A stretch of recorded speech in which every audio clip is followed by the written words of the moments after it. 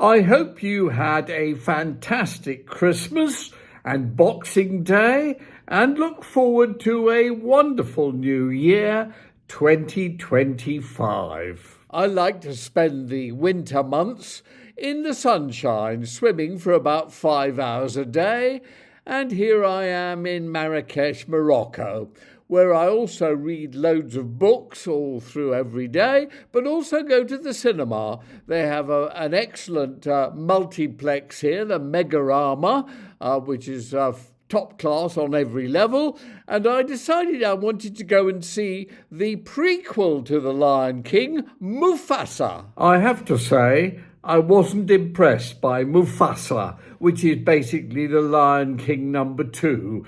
It looks great, but the plot is weak, the script is weak and full of cliches, and worst of all, whereas The Lion King 1 had several smash hits, genuine, global, enormous smashes, written by my friends Elton John and Tim Rice, this new one, with songs written by Miranda, the guy who also wrote the Hamilton musical, which I didn't like, mainly because there were no hits in it at all, in my opinion, has written the music for Mufasa, and there's not a single hit anywhere to be heard in it.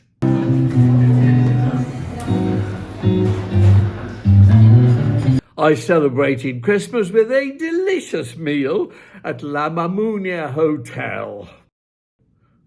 In my opinion, the finest 20 minutes of film ever made are the opening 20 minutes of David Lean's Great Expectations, made, I believe, in 1946 when I was 2 years old. It is superb. Written, of course, originally by Charles Dickens, the novel, and yet in that 20 minutes, with magnificent cinematography, music, casting, acting, script, everything else, they managed to encompass the first many chapters of plot, and indeed most of the plot of the whole movie. It is absolutely sensational filmmaking. In black and white, which doesn't matter at all. Some of those black and white shots of the churchyard and the marches are just stupendous. That's my choice of the best 20 minutes of film ever made. I wonder what yours is. Another of my great favourite films of all time is Calamity Jane. Wonderful film starring the delicious and delightful Doris Day, who very sweetly recorded one of my songs, Everyone's Gone to the Moon, which was released, I think, actually after her death on a compilation album, and constantly brings me in royalties. But the movie is fabulous, and it's packed with great songs, but an awful lot of what goes on in it, basically Calamity is a woman pretending to be a man, would just not be allowed in this woke image days, where you can't say things like that or imply things like that. A woman's work is never done. No, all those kind of things. And the lyrics of the song are just, are fantastic, but not 2025.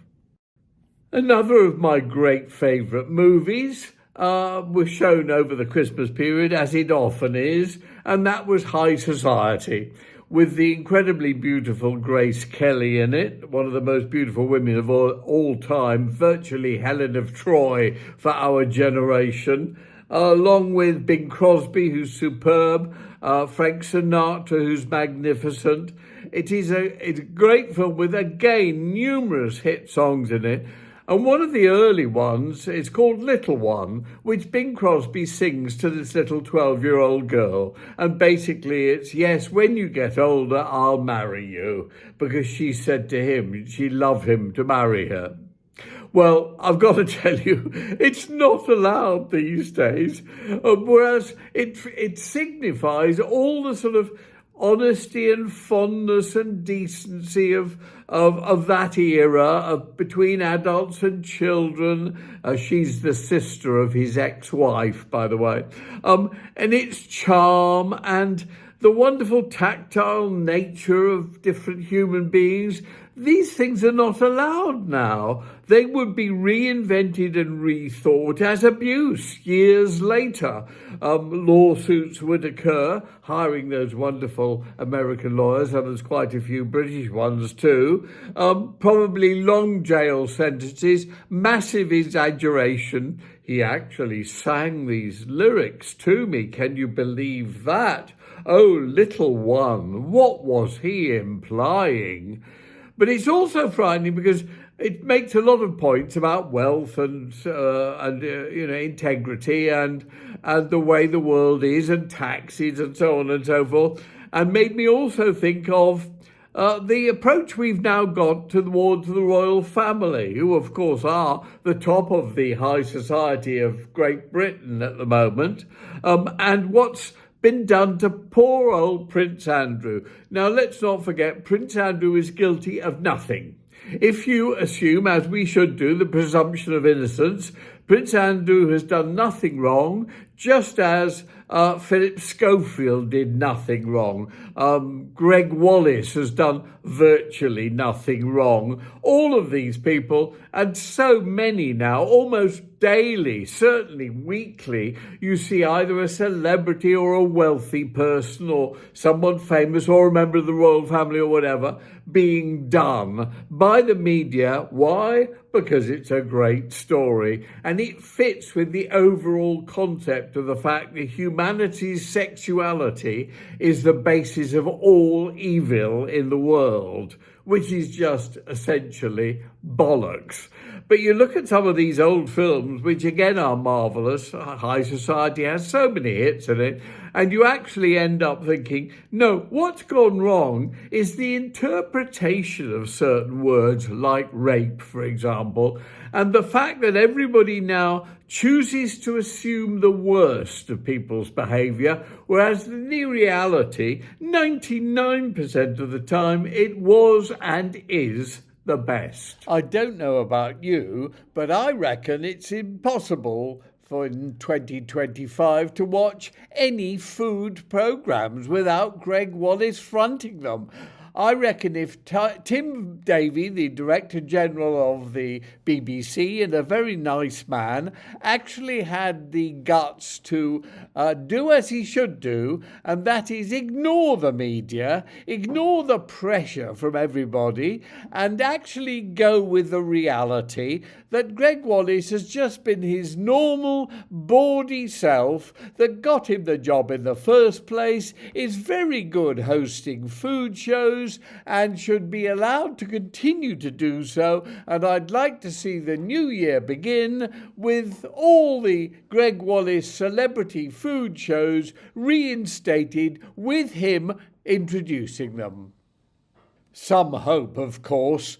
My hope for 2025 is it could be a revolutionary good new year, because people are being elected, and I don't like either Trump or Starmer, but they are prepared to break the mould of the old tradition of how politics used to be done, and actually, he's a good-looking fellow, isn't he? And actually throw out the old models and bring in some new things.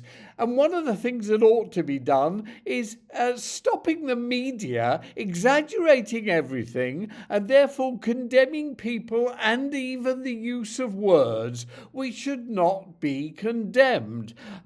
We all agree it's absolutely wrong to rape someone, to behave as that strange French man did with his wife and other such things, but it's ludicrous not to know that this is a part of human behaviour.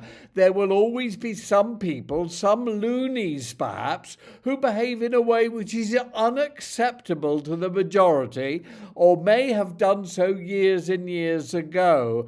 But let's please be respectful of individuality and of the changes that happen in the world, and not condemn everybody to death for doing what is essentially fairly minor sins. Anyway, that's all I feel. I'd like to say have an absolutely brilliant 2025, and I might, if you're very, very nice to me, continue to broadcast A Victim Bites Back and on my website.